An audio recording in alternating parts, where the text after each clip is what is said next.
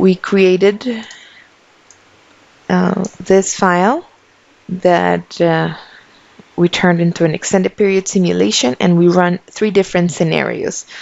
The first one was just a steady run with no wet weather inflow. We run a second scenario, which was extended period simulation, but with no rainfall derived inflow or infiltration. And then the last one was the same EPS with the dry sanitary loads plus some wet weather information. So I'm going to run those quickly. I have created some color coding and annotation just to help us out a little bit. So I've already run the 3 scenarios, and let's first of all take a look at the steady dry results. So for these flows, which we assume to be our average flows, we have a maximum flow, and I'll just refer to this first column here. Maximum flow at O1 was 2060 gallons per minute, which you can see here. And we don't have information about the time of maximum flow because, of course, we're running it only for one moment in time, so that doesn't apply. Okay, and there's no diverted flow in that scenario. And the pump, as we had talked yesterday, does not go on and off, so all these 3 don't apply. All right, but just to keep an idea, that's our steady flow, 2000 gallons per minute. Let's now move to the extended period simulation. And I'm going to go back to the very beginning and click play. And here we can see I have color coded our pipes, gravity pipes, by the capacity or depth divided by diameter. So you can see that this one is currently at 60%. These go about 19-20%. So there were some wet weather inflows that we entered. So you'll see that our pipes get fuller when those hydrographs kind of take place. Okay, so we can see that changing over time. We could also do, let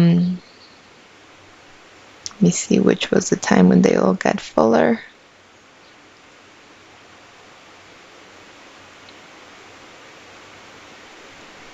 Yeah. Okay, so we can see that like 60%. So the capacity for the dry weather seems to be perfectly fine. You know, this one is running at 60%, seems to be the one that runs fuller during the dry simulation, no rainfall associated with it. So the question is, what is the maximum flow at outfall 01? We can see this in a few ways. We can do a quick graph that shows us the flow total out. Quick graphs tend to show you like the most typical things you usually look for that kind of an element. So for an outfall, total flow out, hydraulic rate, and depth. So you could do that, or you can do the conventional hydrograph to show flow. This way we can switch to the data tab, right click, and sort descending. And here is the answer that we were looking for. What is the time of maximum flow?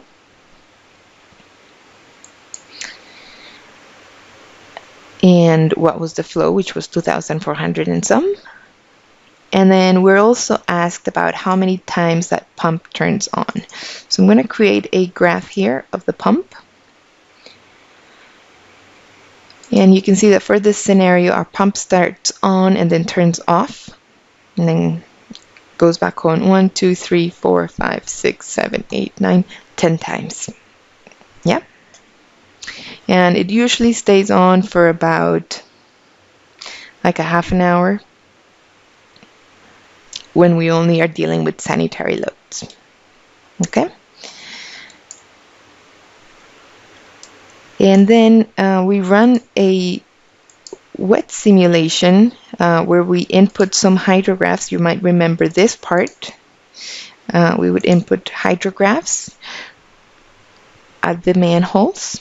So in this case, about 1,500 or 1,400 gallons per minute is the peak flow. So remembering that our maximum flow for the steady simulations was 2,000 gallons per minute. So this is quite significant, right? So we've input these flows, and again, if I go over here, right click and do a hydrograph, we get to see that now our peak, I'm going to sort this descending, is about 5,300 gallons per minute. Okay.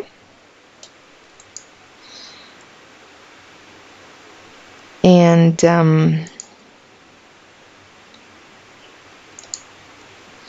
we can see also the diverted flow, which if we right click here, we can see this hydrograph to see that at some point there's so much flow coming into this manhole MH5 that some of it has to go towards O2. So you get to see that as well. And I'm going to just show you kind of a quick comparison of the capacities of our pipes between the dry simulation and the wet weather simulation. And let me pause this for a moment. I will switch to hydrologic. Remember we talked about time steps yesterday and how we can see different times, hydrologic and hydraulic. Because they're different, sometimes you see the color coding kind of disappears and the pipes look that reddish color. Because for some of those time steps, hydrologic time steps, we do not have hydraulic results. That's why the hydraulic is always the default for your time browser results. And you could do also smaller increments like that. This is what this speed button here does. So I'm going to leave it at full speed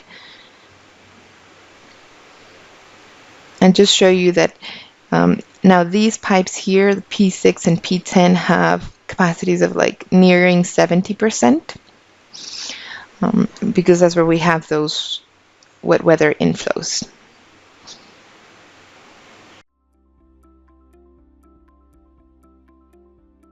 If you found this video helpful, please give it a like. If you want to see more such series, consider subscribing to our channel. Thank you, and see you next time.